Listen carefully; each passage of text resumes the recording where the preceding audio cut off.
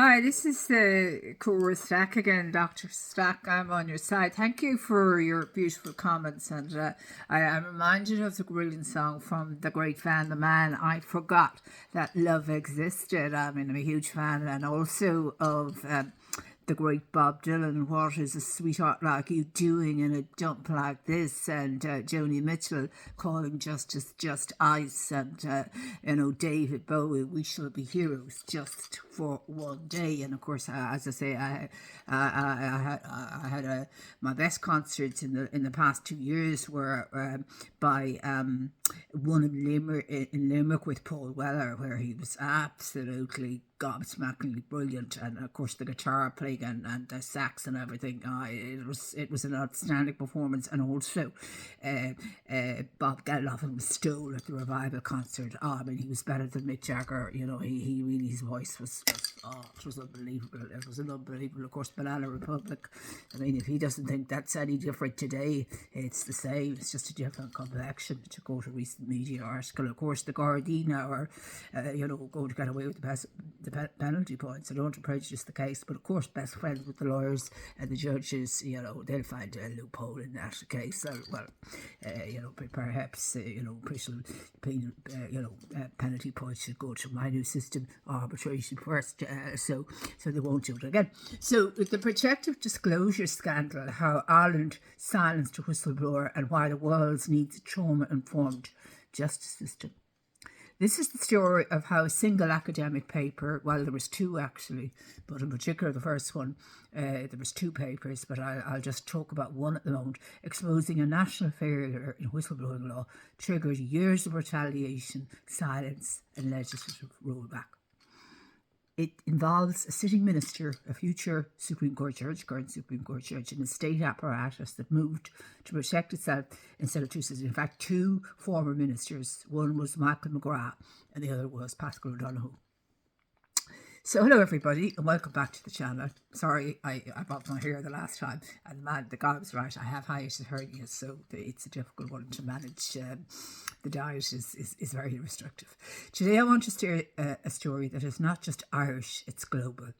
It's about whistleblowers, institutions that fail them, governments that rewrote laws to avoid accountability, and an urgent need for a trauma-informed justice system. So if the High Court or the Justice or whatever we're calling him, O'Donnell is listening, maybe he'd take this into account.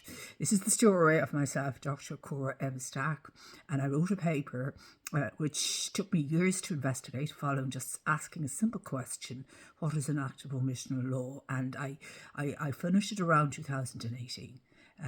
And this is what the Irish government tried to bury. There was another paper on parental alienation and narcissistic aggression, and that exposed very troubling issues about the Irish court system, particularly family court system, which I didn't again realise was legal, absolutely legal findings. They were so forensic and so accurate, but there was no names mentioned. But like the actress knew who that they were. I really was. They were mine two explosive publications that are now upon EDU and the world are reading them. So the consequences of that decision and what followed now raise profound questions about law, democracy and the treatment of whistleblowers worldwide. In 2018, I wrote a detailed analysis, after 4 or 5 years, of the Protective Disclosures Act 2014, Ireland's whistleblowing law. I discovered something extraordinary. Almost every major body I examined had implemented the Act incorrectly. The only one that really seemed to do it correctly was the central bank. I mean, the central bank was way ahead of the rest of them. Not just a few, not just one department, all of them, bar, I would say, the central bank. That certainly stood out, miles ahead of all the other ones, in terms of its statutory duties, etc. So universities, Institute of Technologies, government departments, agencies, local authorities, and every one of them made the same omission. So they left out one of the most important legal protections of the entire Act, which has now been removed in the, surprise, surprise, in the amended Act, the presumption that a disclosure is protected unless the prior proves otherwise, and proves otherwise means contrary proceedings in a court. The omission meant whistleblowers were denied their rights. Investigations were unfair and institutions could declare disclosure not protected without any legal basis. In fact, even when they did, for example, nowadays to declare that you're not a worker, there's no legal basis there either. Because that's only legal opinion. That is not, that has to be established by a court or a tribunal. So that's one way they're shutting you down at the moment, according to my investigation. So there was a national implementation failure. So I sent my paper to Paschal Donohoe, the Minister for Public Expenditure Reform. He claimed to have sent it to the then Seamus Woulfe, Mr. Seamus Woulfe, then Attorney General, now a Supreme Court judge, and then nothing, or rather something worse than nothing. I received a response saying that my paper did not meet the minimum statutory requirements to be a protected disclosure. This was allegedly wrong in law. It was entirely baseless, in inverted commas, and it concealed a much bigger issue. If my paper was recognised as a protected disclosure, the state would face enormous liabilities for years of unlawful implementation. Instead of investigating the failures I documented, the system decided to silence the messenger. The retaliation begins. What followed fits every pattern of whistleblower retaliation worldwide. Records withheld, investigations mishandled, years of institutional gaslighting and betrayal, incorrect labels applied to me, mislabelled, misreporting by the media, institutional doors closing, no access to fair process. I mean, it was unbelievable. Misreporting even recently by the media. So I had always got a good, a very good support from the Irish Times until this happened. Because the Irish Times, allowed me or invited me to critique, the world's best education expert, Professor Joe Bowler, and she had no case against us. None. But we were ignored. We weren't ignored in the end, but vested into Scotland away. So no access to fair process, judicial decisions ignoring context. So there was a lot of judicial decisions against me, and I won't go into them because this was behind the scenes, of course. This explosive whistleblowing research. There was obviously a code. There had to be administrative obstruction, reputation damage, professional life dismantled, just to mention a few. A whistleblower was being managed out of public life. And then came the most serious part. The state changed the law to protect itself. This now followed a second disclosure to Minister McGrath, who wrote a very polite letter back and again knew I was unrepresented and allegedly gaslighted, and said he would take all my points into consideration in the subsequent amendment, which was due to happen due to a new judicial directive. So very, very cleverly, he was very, very clever, very cunning, allegedly. Extremely cunning. Instead of acknowledging my protected disclosure, Minister McGrath, the government at the time, that's the second minister now, rewrote the whistleblowing law. This narrow definitions, reduced protections, and removed key rights that had previously allowed whistleblowers to hold public bodies to account. Of course, all that was gaslighted out of the implementation, but now it was worse. It was gaslighted out of the act. So my good intentions got turned into this horrific mistreatment of whistleblowers, and really the contempt that both Paschal O'Donoghue, Mr. Woulfe, and in particular Michael McGrath and the solicitors behind the scenes, presumably from some of the big six, showed for whistleblowers is just an indication of how the ordinary person is being treated at the moment in Irish life, with contempt. And the ordinary person going in without legal redress into a court is treated with contempt, in the same way as this was treated with contempt, because I had no legal support in my submissions to the government. So they did this without seeking constitutional review, without judicial oversight, without public explanation, and without any analysis of the 2004. Or they had analysed it all right. They certainly analysed it, and they knew that it was legal. They knew it was legal. This is all something political scientists call retrofitting legality, rewriting the law to make past wrongdoings appear legal. Don't worry, this was spotted by Judge Heston. He's not a fool. He's very good on detail. But how did he deal with it, though? It violates the separation of powers, constitutional standards and EU obligations. That's why I brought it to the court, to get the court to have a look at it. But of course I didn't realise that perhaps there was someone else, ahead of me, and this sets a very dangerous global precedent. So we'll fast forward to the 2025 presidential campaign and judicial review. In 2025, I sought nomination for the Irish presidency. But sure, I knew like I was as good as anybody else, if matter of fact, intellectually and morally and everything else. I had everything going for me. I mean, everything going for me. But I was thinking about it a number of years ago. So it was just with the job I had in public service, and all of this, penalisation, going on and on and on. It was impossible to start. I didn't realise you'd have to start so early, but because there's no written kind of guidance to people who are interested in, no written guidance. And I conflict of interest is a huge thing for me. So my candidacy was legitimate, my qualifications were exceptional, and my record in public service was long. But what happened next was unprecedented. I encountered severe barriers to nomination, unequal treatment, inconsistent decisions by local authorities, procedural obstacles, and interference in the constitutional process. That's the main one, the interference in the constitutional process. Then I brought a judicial review, my first judicial review, raising constitutional questions never tested before in Irish law. And yet again, the whistleblowing context was ignored. But no, it was deliberately ignored, I believe, by Judge Estlin. He was told, what to do, in my opinion. This was not from his own mind. No, there was someone behind the scenes pulling the strings, in my opinion. Now, that's my opinion. But, no, but I don't know. Maybe they do drag you up, maybe they do this, dragging you up, and then, doing this. So we can't say, but I got the impression there was somebody else pulling the strings behind the scenes because of the way both Judge Cregan, in a separate case, to somebody who wouldn't consider as much a threat as me, a very smart fellow, he's brilliant on quantum physics, and I suppose maybe the course don't know that. Again, institutional self-protection won out. This is not just a legal failure, it was a democratic failure. So why this matters beyond Ireland? This case has gained international attention, well, hopefully it will, because it exposes a global truth.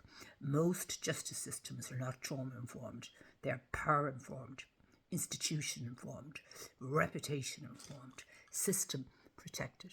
This affects whistleblowers, survivors of abuse, domestic violence victims, vulnerable litigants, international protection applicants, victims of institutional wrongdoing. The system is built for procedural advantage, not human truth. My story shows how any state, can turn against an individual who exposes systemic failures. And it shows the world needs something new. A call for a global trauma-informed justice model.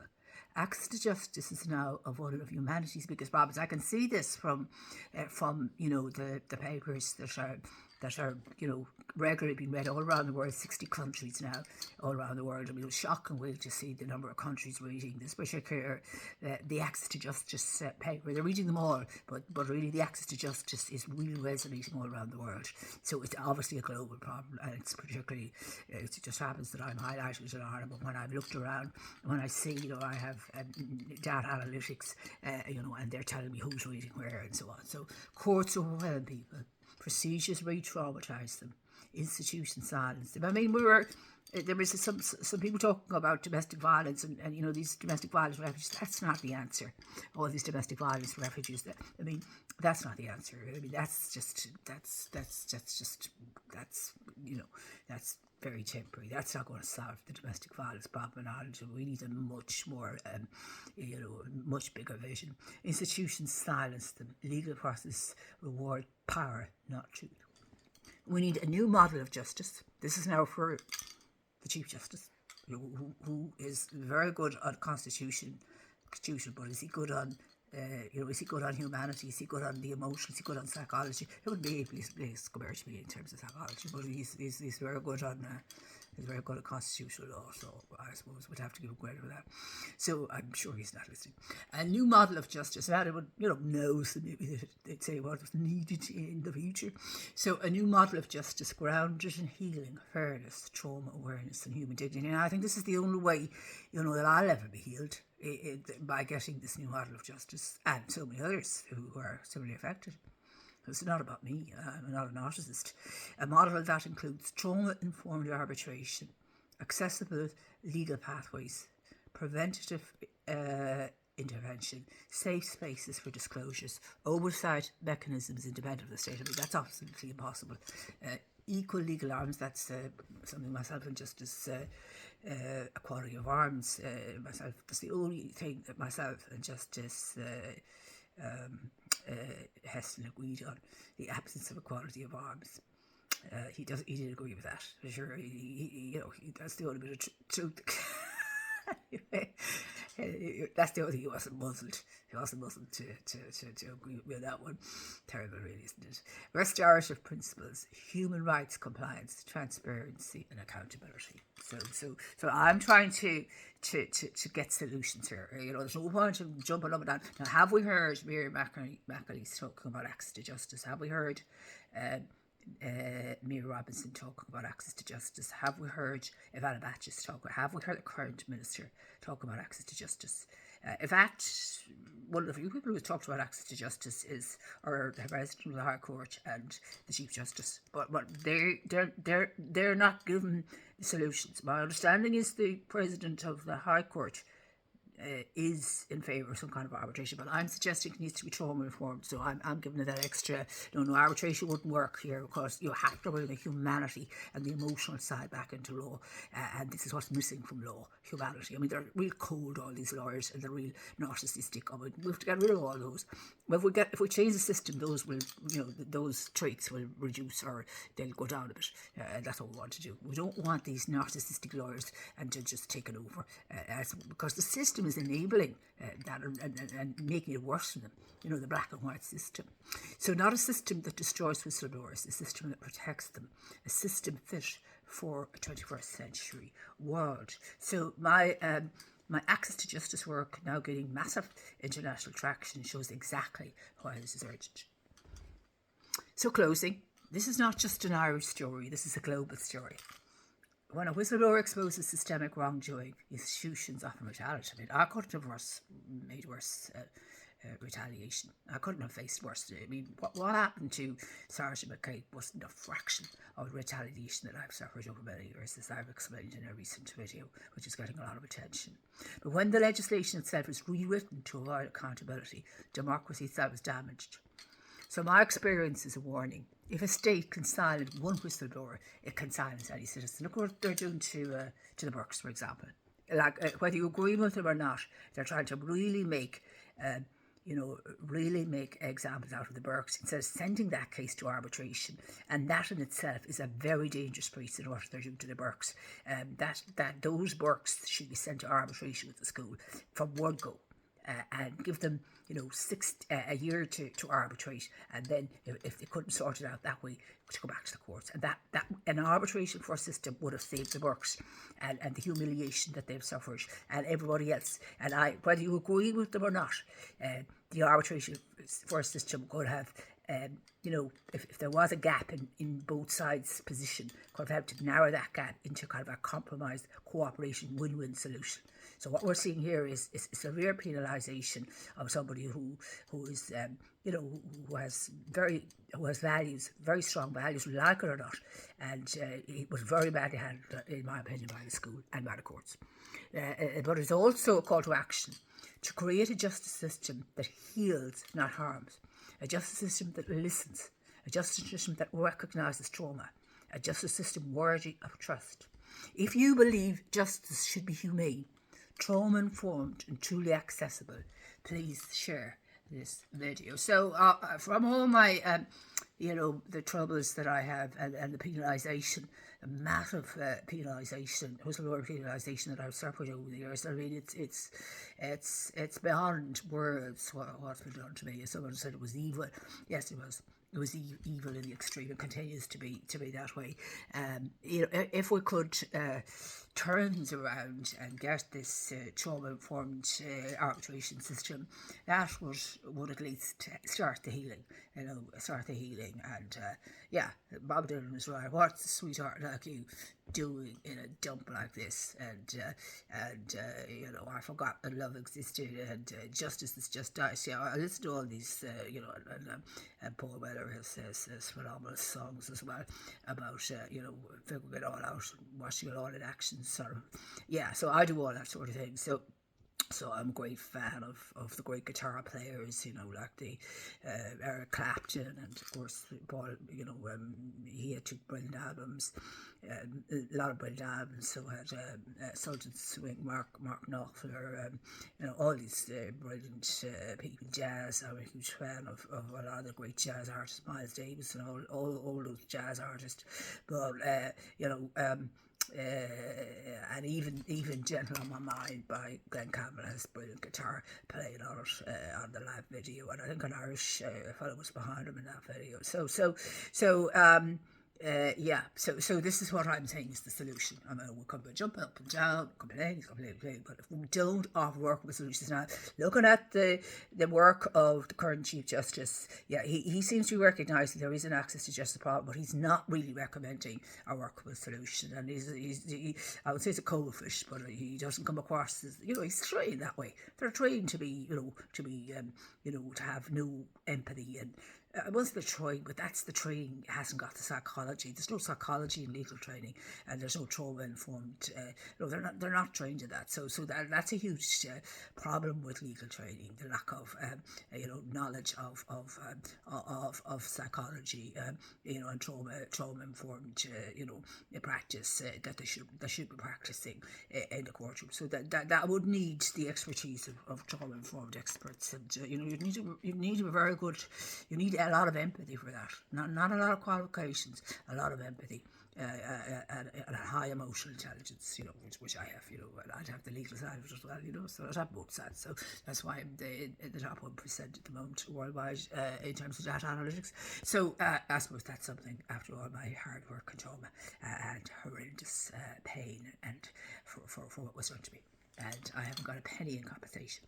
But if we got the trauma-informed arbitration system, at least that would help change the world. And wouldn't that be something? Wouldn't they? I mean, how long would the Chief Justice take the current Minister for Justice to draft that bill? Sure, I give it to them. I've given them the draft of the bill. Sure, there's nothing to do really. Only implement my policy paper. So there you go. I mean, there are too many Irish people in the world, or anywhere else in the world, that could give the government all the policy solutions I have. But I was writing them for years, and I was written off as a bit of a nutcase. Now I'm writing it in papers. It's been written all over the world. You see, we're real anti-intellectuals in Ireland now. We're anti-females, and we're misogynistic, etc., and the sort of thing. How could you possibly measure us politicians or judges? We're at the top, and you're only sorry, I'm 10 times better than the whole lot of them put together. Well, I don't need that in it, but the statistics and the data analytics, are objective. And it'll be interesting to do data analytics on judgments, wouldn't it? I think that's what I'm going to do in future. So are they better, getting involved in a humane system where their humanity will be valued rather than their twisted judgments, where data analytics can be used to blow them out of the water. So I definitely think that we need, because we're in an AI age also, it's imperative, I think, that we bring humanity into law. And what I'm suggesting is novel, and I can't see a better brain with better experience in terms of advocacy for this novel and urgent reform of the justice system, not just in Ireland, but globally.